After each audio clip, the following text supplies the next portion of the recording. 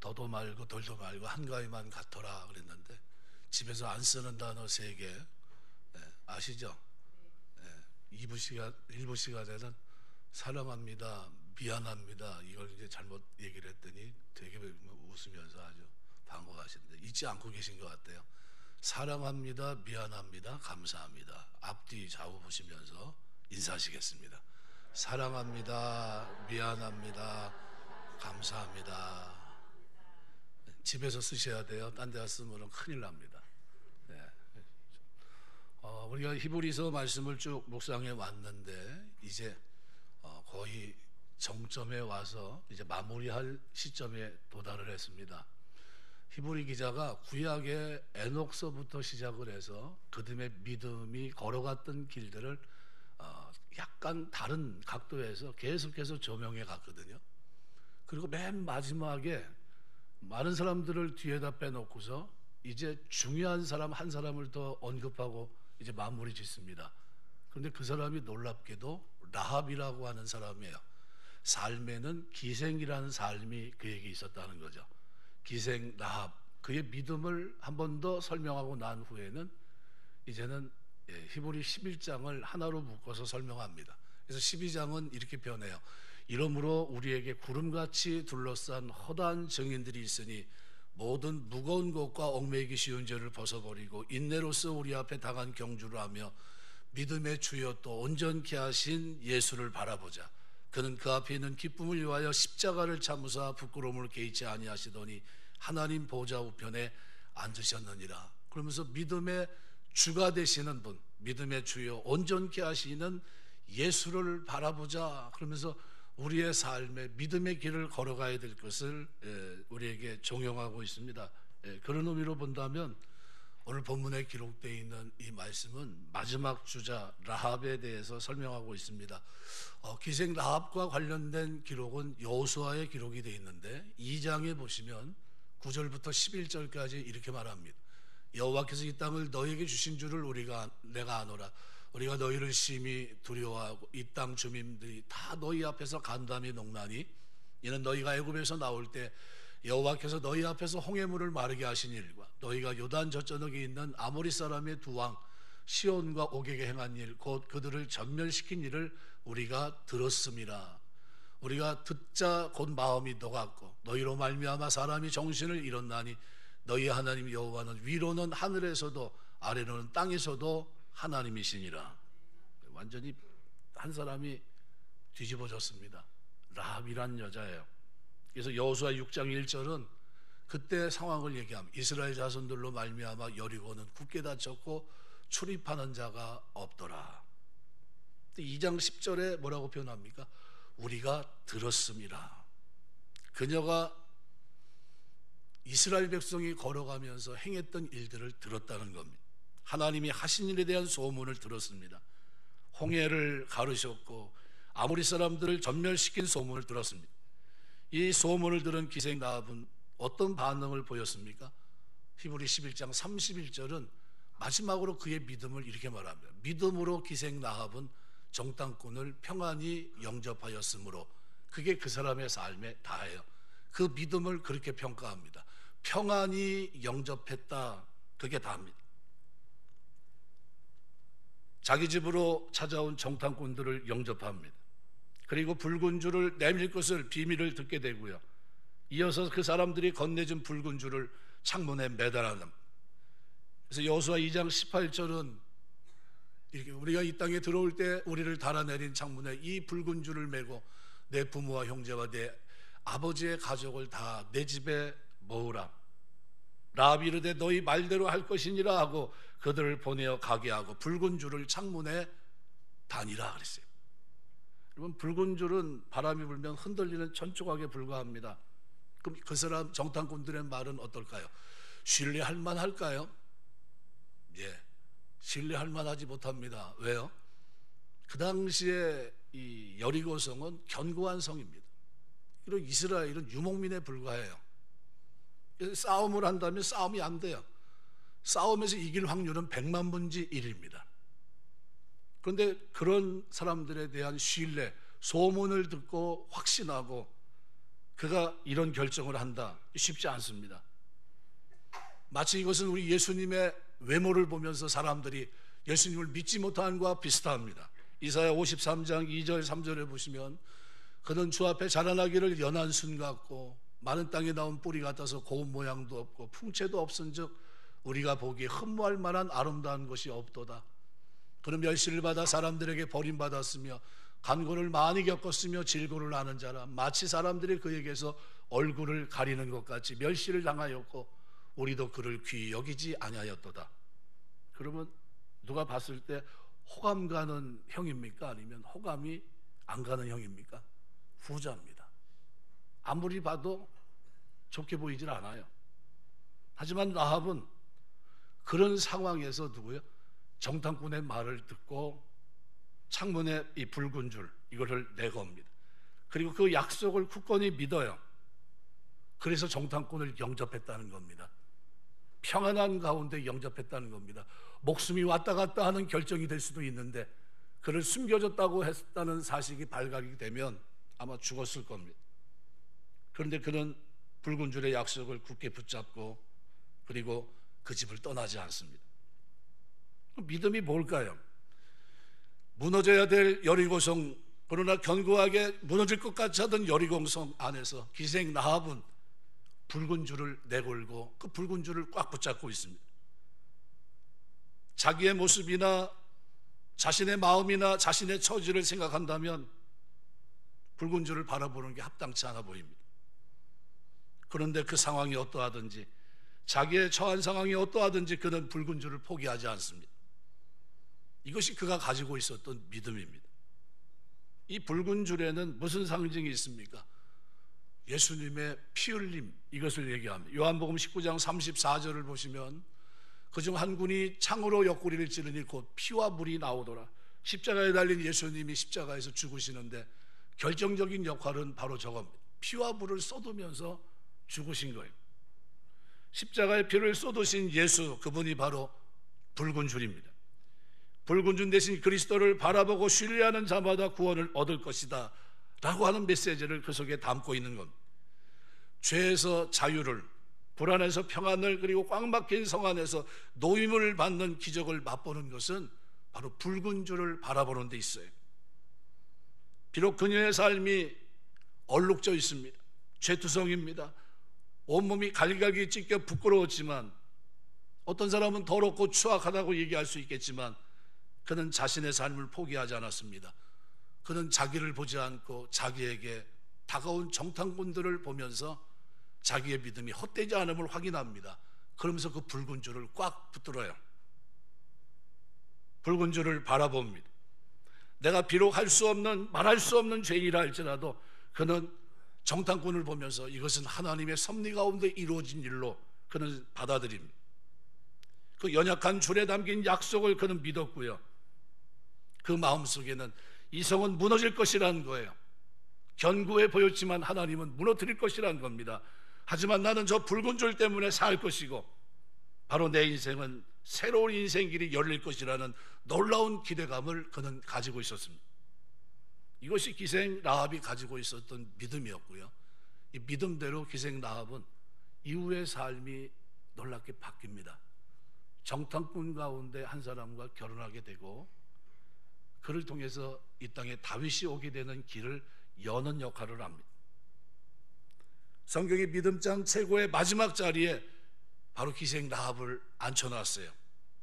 모세를 이은 믿음의 계보 바통을 만일 릴레이 경주를 한다면 믿음을 시작을 에녹이 시작했는데 근데 그 바톤을 신약으로 넘어가는 그 과정 속에서 다른 사람들은 거두절미하고 기생 라합의 삶을 간단하게 조명하고 있습니다. 지금 내가 어떤 처지에 놓여 있든지 어떤 환경 속에서 절망하고 있든지 그것은 중요하지 않습니다. 예수님은 우리에게 생명, 길이요 진리요 생명이 되시기 위해서 붉은 줄로 이 땅에 오셨습니다. 그분을 바라보고 믿기만 하면 구원을 얻습니다. 죄에서 자유를 얻게 되고 불안에서 평강을 누리게 되고 감금 상태에 있지만 진정한 진리의 자유를 맛보게 되는 겁니다. 붉은 주신 그분은 어떤 경우에도 해답이 되십니다. 가늠하다 현장에서 붙잡힌 돌로 쳐 죽임당한 그렇게 마땅한 사람에게도 주님은 주님 앞에 다가온 그 여인에게 나도 너를 정죄하지 않으니 다시는 죄를 짓지 말라 하면서 그를 용서해 주십니다.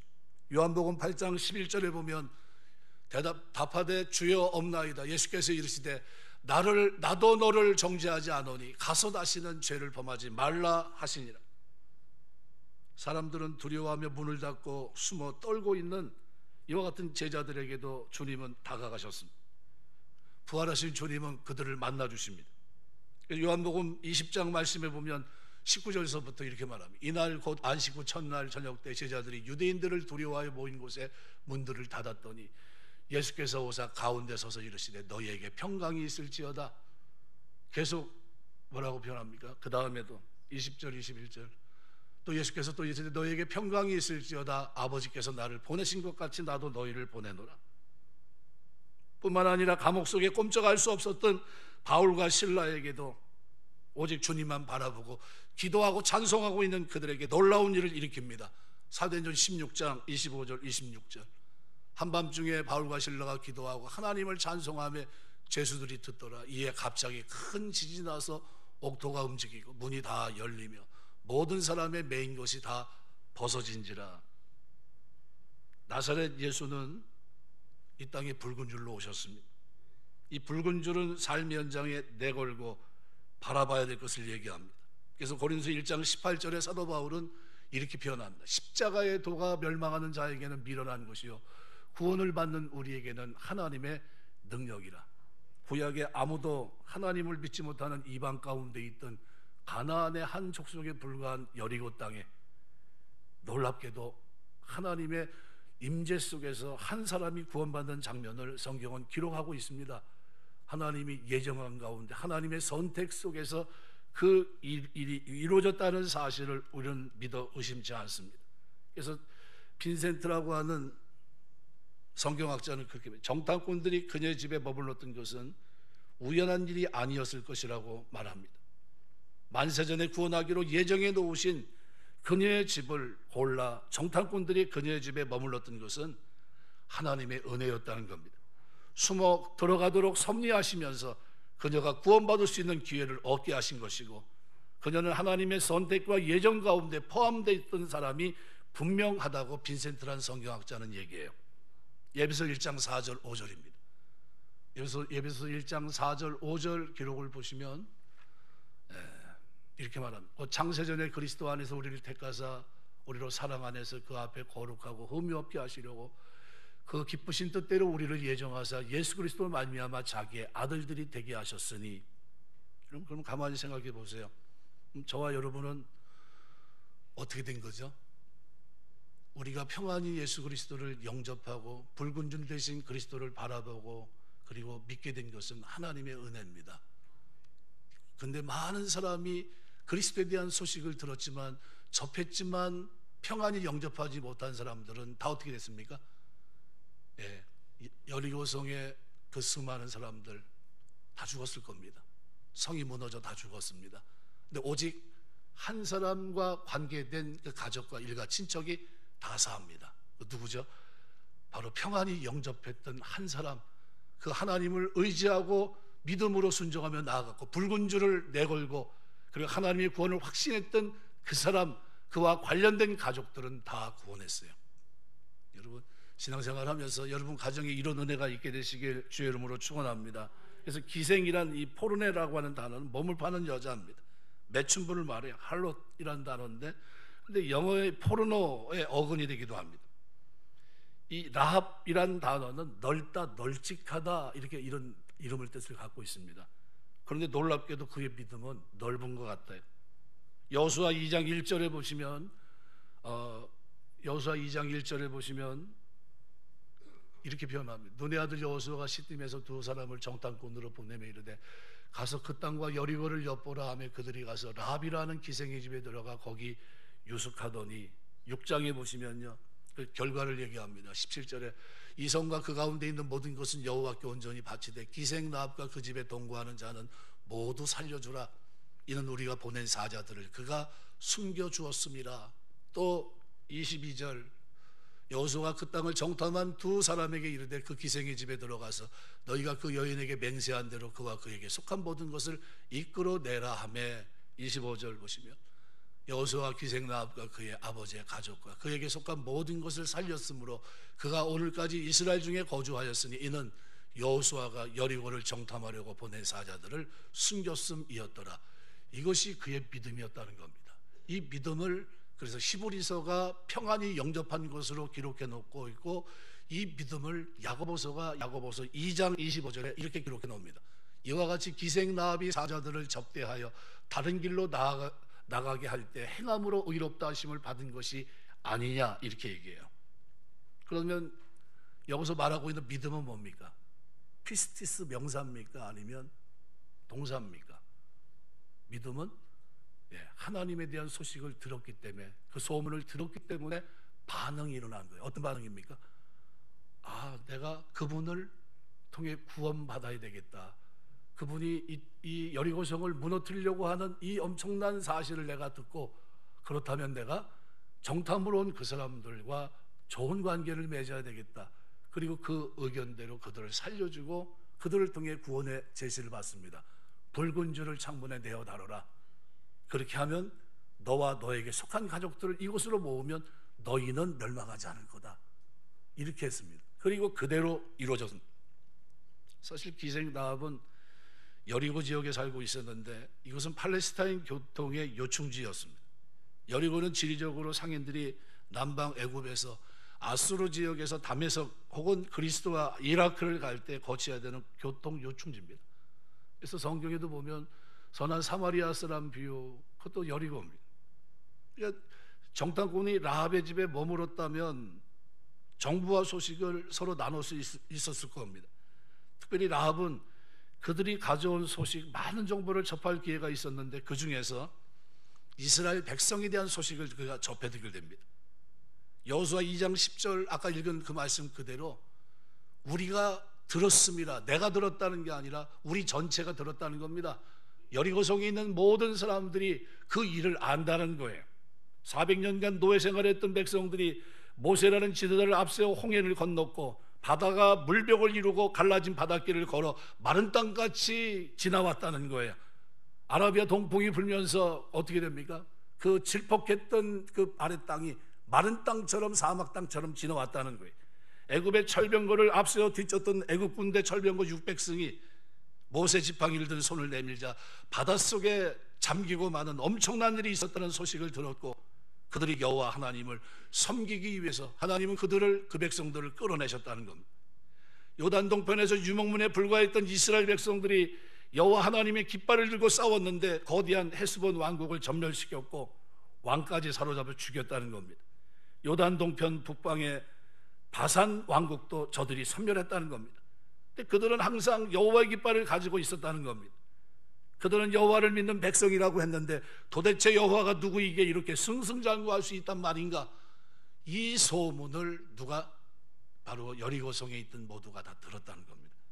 여리고 사람들은 여호와 하나님의 놀라운 이 소식을 들었지만 그 가운데 귀담아 들은 사람은 기생 라합뿐이 없었습니다. 라합은 이스라엘 백성을 인도하시는 그분은 온 천하에 유일하신 하나님이시고 하늘과 땅에서도 그가 같은 분이 없다는 신앙 고백을 하기에 이릅니다. 온 천하에 전능하신 하나님을 믿는 믿음이 비로소 들음에서 기생 라합에게 생긴 겁니다. 로마서 10장 17절 말씀대로 믿음은 들음에서 나고 들음은 그리스도의 말씀으로 말미암았느니라. 하나님을 믿을 기회가 주어져 있다는 것을 보여줍니다. 많은 사람에게 기회가 주어졌어요.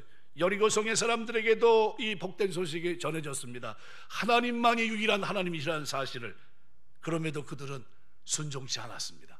오직 평안히 영접한 사람은 누구뿐이 없습니까? 기생 라합뿐이 없었어요. 데살로니가전서 2장 13절은 이렇게 표현합니다.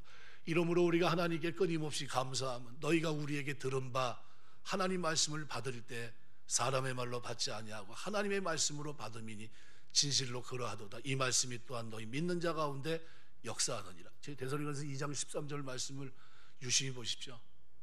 너희가 우리에게 들은 바 하나님의 말씀을 받을 때 하나님 말씀으로 받았다는 겁니다. 여러분 하나님 말씀으로 받게 되시길 주 이름으로 축원합니다. 그랬더니 그 말씀이 너희 믿는 자 속에 역사했다는 겁니다. 데살로니가 교회는요, 예수 믿은 지 정확하게 얘기하면 석 달에서 6달 뿐이 안 됩니다. 근데 믿음의 역사와 사랑의 수고와 소망의 인내가 나타나는 교회로, 소문난 교회로 됐습니다. 뭐 때문이죠? 사람의 발로 받지 않고 하나님의 말씀으로 받았기 때문에. 근데 이 하나님 말씀으로 받는 게 얼마나 큰 축복입니까? 라합은 전능하신 여호와 하나님의 소식을 들을 때 머리로 이해하고 마음으로 감동받고 하나님을 경외하는 마음을 갖게 됐어요. 그리고 의지적으로 이스라엘 백성들은 하나님은 온 천하의 하나님이시고 내가 의지할 수 있는 하나님이라는 신앙 고백을 마침내 고백하게 됩니다. 그 당시에 신이 없었나요? 많았겠죠. 그렇지만 진정한 신은 오직 전능하신 여호와 하나님이라는 사실을 그가 깨달았던 겁니다. 그녀는 여호와 하나님을 자신의 하나님으로 선택했고 하나님의 사람들인 정탐꾼을 목숨 걸고 보호해주게 이룹니다. 이 야고보서 그래서 2장 25절 26절 말씀이 우리가 의미가 있습니다. 이와 같이 기생나합이 사자들을 접대하여 다른 길로 나가게 할 때 행함으로 의롭다 하심을 받은 것이 아니냐 하면서 야고보는 이렇게 말합니다. 영혼 없는 놈이 죽은 것 같이 행함이 없는 믿음은 죽은 것이니라. 만일 그가 기생나합이 사자들을 접대하지 않았다면, 그죠? 그가 가지고 있는 생각이 분명히 맞는데 그 맞았다 할지라도 정탐꾼과 아무런 관계를 맺지 못했다면, 그를 도와주지 않았다면, 그에게 어떤 소식도 듣지 못했다면, 붉은 줄을 내리란 말을 듣지 못했다면 그도 죽었을 겁니다. 그런데 그 믿음은 그들을 탈출할 수 있도록 도와주는 역할을 했다는 겁니다. 평안한 가운데, 평안했습니까? 아니요, 잡히면 죽어요. 소식이 알려지면 죽습니다. 당시 여리고성은 난고불락의 성이었습니다.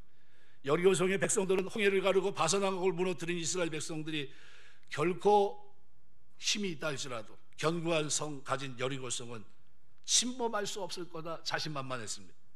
근데 이 모습이 혹 현대를 사는 그리스도인인 또 세상 사람들의 모습과 아주 흡사합니다. 우리는 삶의 현장에서 생의 안전지대를 구축하기 위해서 부단히 노력합니다. 부도, 명예도, 권세도 안전지대를 구축하기 위해서 최선을 다합니다. 잘못했다는 게 아닙니다. 각종 타이틀을 손에 쥐고 그 안전지대에 자신의 인생을 그리고 영혼을 맡기고, 심지어 우리 시대는 이제는 어느 시대까지 왔습니까? 하나님의 영역까지 다가왔어요. 신의 영역까지 침범하는 시대입니다.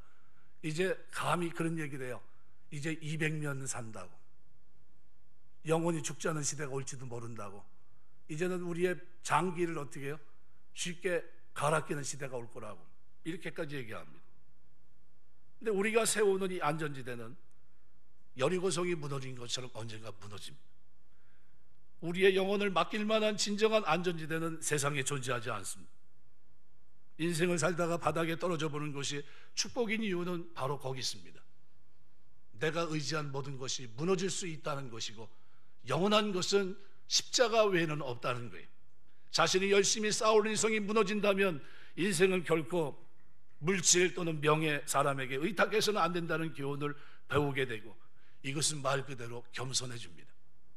휴먼이란 단어가, 그죠? 휴머스란 단어가 흙이란 단어에서 왔다는 걸 우리가 잊지 마셔야 돼요.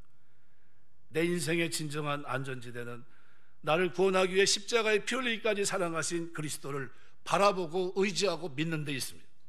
예수님 안에 머무는 것은 안전한 성에 거하는 유일한 방법입니다. 인생을 마무리하는 마지막 순간에 주님께서 부르실 때 예수 십자가를 통해 구원받지 못한 인생은 자기 평생 쌓아올린 견고한 성이 여리고성이 무너지는 그때 무너진 것과 같이 무너질 수밖에 없어요. 그때는 너무 늦었어요. 하나님이 은혜 가운데 찾아오실 때 기생나합을 찾아오셨듯이 놀랍게도 요한복음은 수가성 여인을 제일 먼저 찾습니다. 예배자로 합당하지 않은 것 같은 그 여인을 찾아서 그에게 자유를 주시고 평안을 주시고 그에게 기쁨을 회복시킵니다. 하나님 앞에 예배자로 살아갈 수 있도록 하나님이 오늘 우리를 그와 같이 부르셨어요.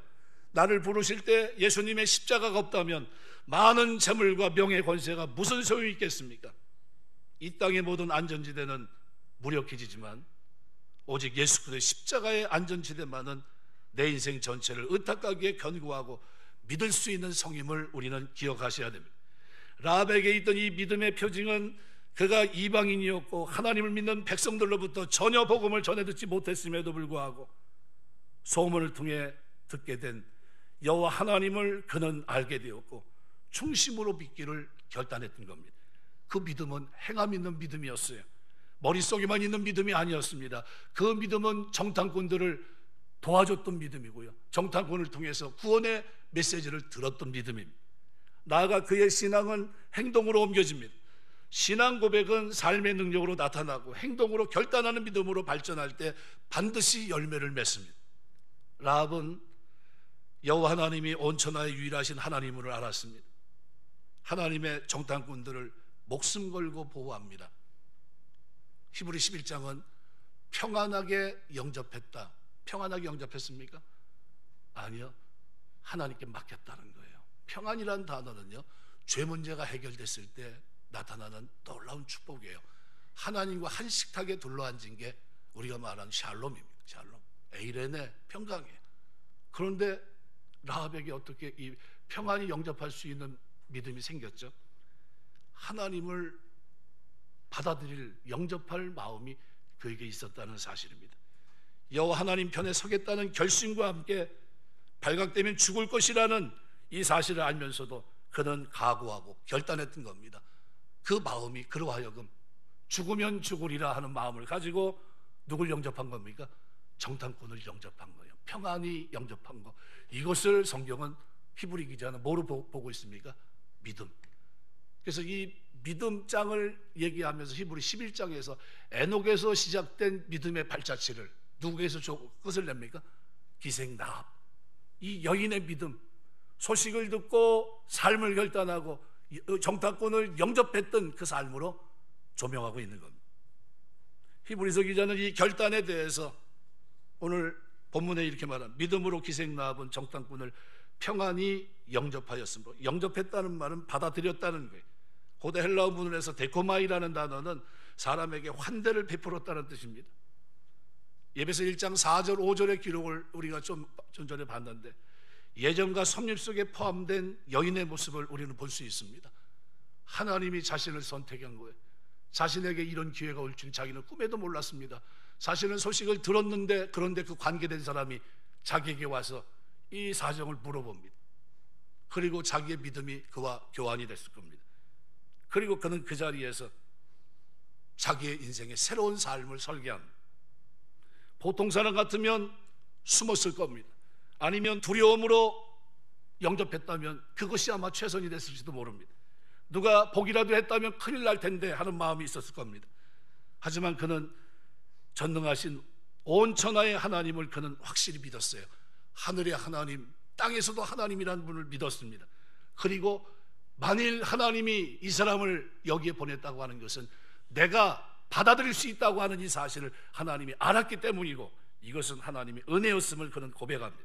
그래서 야고보서는 2장 25절 26절에서 바로 이 기록을 믿음장에 영혼 없는 놈이 죽은 것 같이 행함이 없는 믿음은 죽은 것이니라 하면서 기생 라합의 믿음을 설명하면서 그가 평안히 영접했다는 거예요. 두려움 속에 영접하지 않았다는 겁니다. 그가 하나님이 보낸 사자를 만났다는 거예요. 그 사자를 통해 음성을 들었다는 겁니다. 그 약속을 그가 믿었다는 겁니다. 그리고 상에 줄을 내렸다는 거예요. 그리고 가족을 모았다는 겁니다. 이 모든 행위를 성경은 믿음이라고 표현합니다. 믿음. 그가 가졌다는 겁니다. 믿음보다 더 중요한 것은 믿는 대로 행하는 것인데, 놀랍게도 기생 라합에게 이것이 있었어요. 행함이 없는 믿음은 죽은 믿음이기에 우리에게는 행동하는 믿음이 필요합니다. 내가 하나님을 믿는다면, 전능하시고 오늘도 살아계셔서 믿는 백성을 통해 역사하시는 분이라는 사실을 믿는다면, 이 믿음의 증거가 내 삶에, 내 살아가는 삶의 모든 영역 속에서 나타나야 됩니다. 하나님의 아들이신 그리스도께서 나 같은 죄인을 위해 십자가에 죽으셨음을 고백한다면, 그 고백은 나를 위해 모든 것을 주신 주님을 위해 내 인생을 드리겠다는 헌신적인 결단으로 우리는 승화돼야 돼요. 주님이 나를 아십니까? 저를 기억하시고 계시는군요. 저를 예정하신 겁니까? 저를 선택하셨군요. 저에게 이 복음을, 제가 듣고 싶었던 복음을 저에게 들려주시니 감사합니다 하는 마음이, 평안히 영접하는 그 마음이 우리에게 있다는 거예요. 그래서 어떤 때 복음을 전하다 보면요, 진짜 기적 같은 일들이 일어납니다. 믿을 것 같지 않은 사람이 순조롭게 예수 믿겠다고 결단한 사람이 있고요, 저 사람은 믿을 거야 생각했는데 의외로 저 사람은 저런 사람이 다 있어, 꽉 막혔네 하는 사람이 있어요. 다 뭡니까? 이게 다 은혜예요. 은혜. 성경은 예수 그리스도의 십자가 앞에 서지 않고는 어떤 인생도 하나님의 심판을 견뎌낼 수 없다고 선언합니다. 죄 아래 갇힌 이 땅의 모든 인생은 예수 십자가의 보혈 없이는 영원한 죽음과 지옥의 형벌에서 벗어날 길이 없어요. 하나님 없이, 십자가 없이, 죄사함 없이는 영생에 이르는 구원을 받을 수 없다고 성경은 말씀합니다.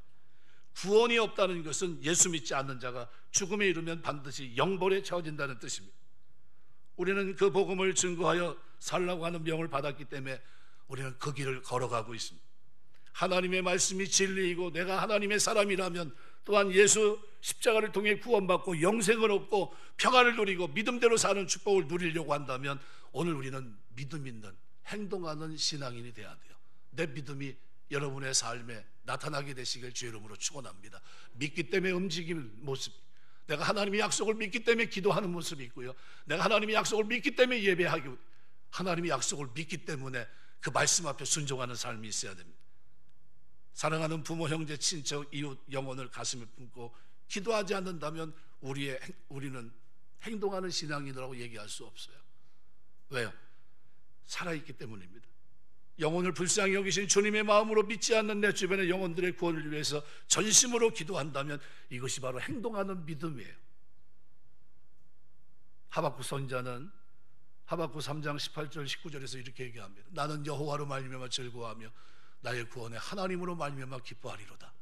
여러분이 이 땅에 살면서 주님으로 인해 기뻐하시길 주의 이름으로 축원합니다. 그러면서 고백을 그렇게 해요. 주 여호와는 나의 힘이시라. 나의 발을 사슴과 같게 하사 나를 나의 높은 곳으로 다니게 하시리로다. 이 노래는 지휘하는 사람을 위해 내 수금에 바친 것이라. 가만히 보시죠. 여러분, 광야에서 대장이 누굽니까? 맹수 얘기하면 사자. 그러면 여기 사슴은 초원에서 먹이 사슬로 얘기하면 강자입니까? 약자입니까? 을입니다. 을 중에서도 저 밑에 을이에요. 보이면 보는 게 임자입니다. 도망다니기 바빠요, 사슴. 그런데 놀랍게도 주 여호와가 주인 되고 나니까, 그 하나님이 지켜주시니까요, 사슴은 사자가 오를 수 있는 높은 곳에 위치한 바위를 향해 성큼성큼 올라갑니다. 맹수들이 접근할 수 없는 산꼭대기 정상에 오르도록 하나님이 그 인생을 지켜주십니다. 하나님이 오늘 저와 여러분을 만남으로 인해서, 여러분이 그리스도를 의지함으로 인해서 여러분의 걸음이 산꼭대기에 올라가는 축복이 있게 되시길 주의 이름으로 축원합니다. 두려운 걸음입니까? 아니죠. 하나님이 함께하며 기뻐하는 걸음이요, 내딛는 걸음마다 기쁨이 충만해요. 예수 만난 사람들은요 변화돼야 됩니다. 베토벤이 26살에 청력이 나빠지기 시작했는데 32세 두통이 심해지고 귀가 안 들립니다. 좌절해서 유서를 쓰고 자살을 시도했었는데 그랬던 그가 생명을 이어갑니다. 45세 나중에는 천둥소리가, 그 천둥소리가 나면 들려야 되는 게 맞잖아요. 듣지 못할 정도가 돼서 나중에는 대화를 하는데 전혀 못 들으니까요, 필답으로 글씨를 주고받아요. 54세 무렵에는요, 경제적인 궁핍, 육체적인 쇠약함으로 인해 인생으로 인한 자기 인생의 가장 비참한 시기를 그가 살아갑니다. 베토벤입니다. 근데 그 인생의 가장 비참한 순간에 그가 누구를 뵙냐면요, 오늘 기생나합이 정탐꾼을 영접하면서 하나님의 여호와 하나님 만나는 것처럼요, 영광의 하나님 전능하신 주님을 만나는 은혜를 베토벤이 경험합니다. 여러분의 삶에도 인생의 굴곡 같은 질곡 같은 어려움 속에 있을 그때 주님 만나는 은혜 계실 주의 이름으로 축원합니다. 이게 있어야 돼요. 그랬더니 이 사람이 이 얼마나 큰 은혜가 됐는지, 육체적으로 쇠약해서 들을 수 없었지만 하나님께 주시는 천상의 소리를 그가 들으면서 아름다운 천국의 세계, 위대한 환희를 경험하면서 작곡하게 됩니다. 그때 작곡한, 귀머거리 상태로 작곡한 이 교향곡이 베토벤 9번 환희의 소리입니다. 그는 그 교향곡에서 하나님을 만났을 때 누릴 수 있는 고귀한 축복과 환희, 영광의 세계에 대한 찬양을 웅대한 심포니로 표현해 놓고 있어요. 베토벤은 자신이 작곡한 아름다운 교향곡을 죽을 때까지 들을 수 없었을 겁니다. 왜요? 천둥이 쳐도 듣지를 못하니까요.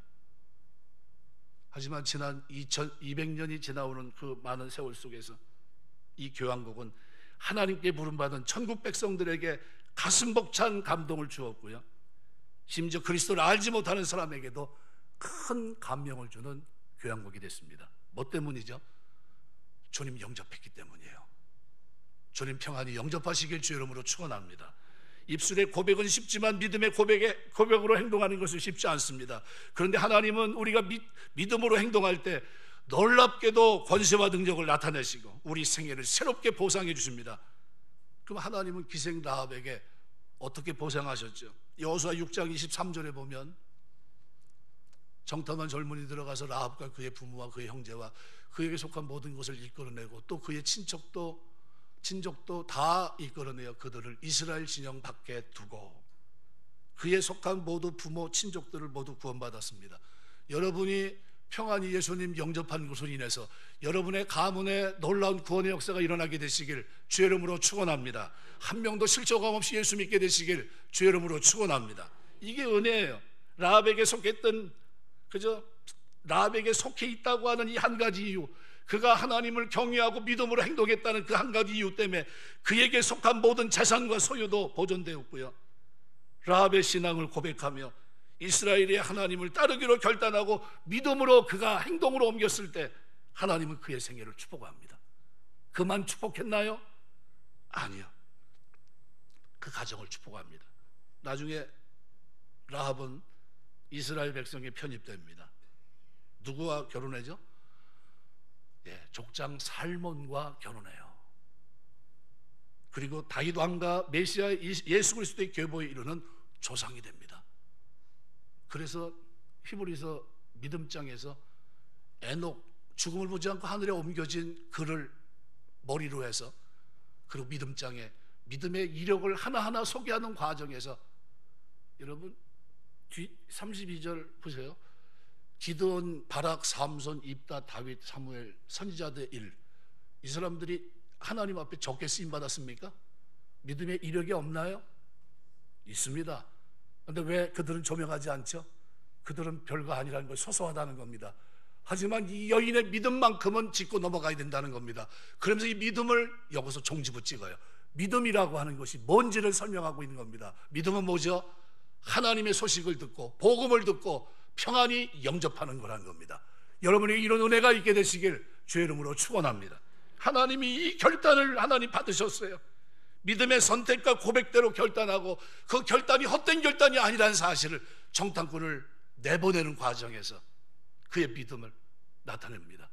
사실은 뒤집어졌어야 돼요. 어떻게 해요? 그는 평안히 영접할 만한 환경이 못 됩니다. 그는 천덕꾸러기예요. 여리고성에서 지탄받는 여인입니다. 미래도 없었고요. 그런데 그가 믿음을 가지고 하나님 앞에 나아갔더니 하나님이 그를 꽉 붙잡아 주십니다. 그리고 상상하지 못한 길을 열어주세요. 결혼할 수 있게 하셨고요, 자식을 낳을 수 있도록 도와주셨고요, 그와 관계된 모든 것들을 하나님이 지켜주십니다. 인생에서 하나님 만나는 게 축복인 줄 믿습니다. 매춘부라는 직업을 가졌던 라합도 인생 최대 비극의 상태에서 전능하신 하나님을 고백하며 인생이 전환됐습니다. 새로운 에너지와 새로운 비전, 하나님 위대한 축복의 손길을 그가 느끼면서 인생을 살아갔습니다. 그럼 신약 그리스도 안에 있는 오늘 우리는 어떨까요? 구원의 하나님을 평안히 영접한 여러분에게 하나님이 은혜를 베푸실 줄 믿습니다. 우리가 명절 되면 어제 밤에 10시 반에 우리 이게 멋있죠? 컨셉이 뭔지 아시는 분이요? 어제 나한테 물어보더라고. 목사님, 이게 컨셉이 이게 뭐예요? 네, 컨셉이 보름달 아시잖아요. 추석이잖아요. 감은 좀 있어야죠. 완전 눈체이지. 컨셉이 보름달입니다, 추석입니다, 이렇게 얘기하더라고. 늘 감사드려요. 네, 우리 저 뒤에 와서 이제 늘 섬겨주시는데 너무 감사해요. 평안히 영접하는 여러분의 가정에 보름달처럼 하나님이 평안한 길로 인도하실 줄 믿습니다. 너무나 아름다워요.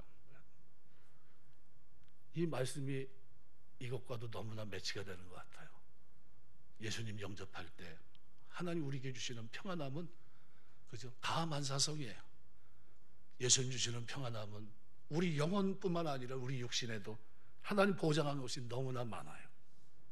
그래서 로마의 클레멘트는 이 기생 라합을 신앙과 및 손님에게 보여준 후의로 인하여 후원 얻은 자의 좋은 샘플이다라고 인정합니다.